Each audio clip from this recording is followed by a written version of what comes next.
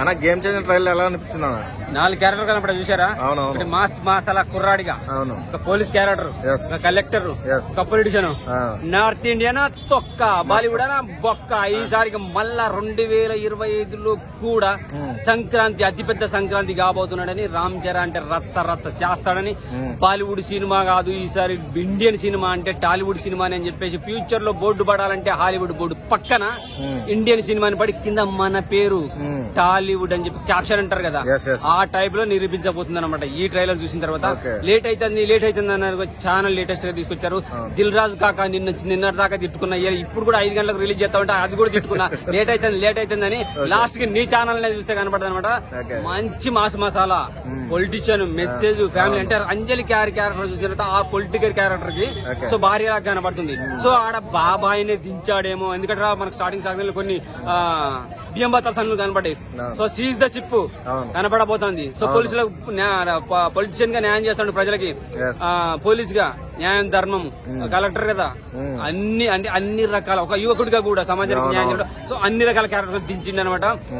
ఇప్పుడు వచ్చిన సాంగ్స్ కూడా ఏకీరథంతో మెలోడీ, రొమాంటిక్, మాస్ మసాలా, మచ్చా మచ్చా మచ్చా, చర్రకండి మొత్తం అన్ని బాగున్నాయి.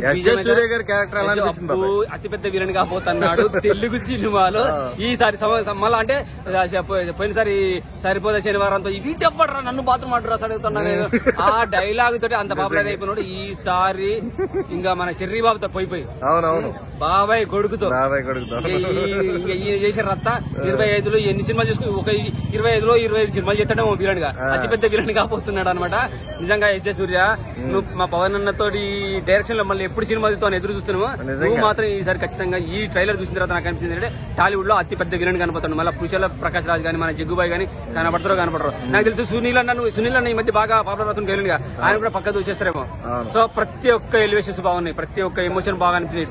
ఒక యువకుడిగా, పోలీస్ గా, కలెక్టర్ గా, పొలిటీషియన్ గా, సో అన్ని రకాల ఎమోషన్స్ ఉన్నాయి. కాబట్టి లాస్ట్ లో కత్తి సీన్ ఎలా అనిపించింది హెలికాప్టర్ నుంచి తెలిసి ఎస్జే సూర్యని మరి ఏం కడి చేద్దానికి పరిగెడుతున్నాడు. బరీల మీద కత్తి తీసుకుని హెలికాప్టర్ ఏందది అంత మాసా, చాలా ఊరమాసం దించడం మళ్ళీ పొట్టాలు దించుతాడు పోతాడు. కానీ ఆ సంక్రాంతి మొత్తం 6 రోజులు హ్యాపీగా థియేటర్ల కాడ పంటారు కాక. నాకు ఒకటి చెప్తున్నా, థియేటర్ల కాడ పక్కన కాల్పిస్తుంటే పండుకో. శంకర్ గారు మార్క్ పడింది అంటారు. భారతీయుడు 2లు గీలు ఏం లేవు, పాత శంకర్ కనపడుతున్నాడు. మంచి మాస్ మసాలా.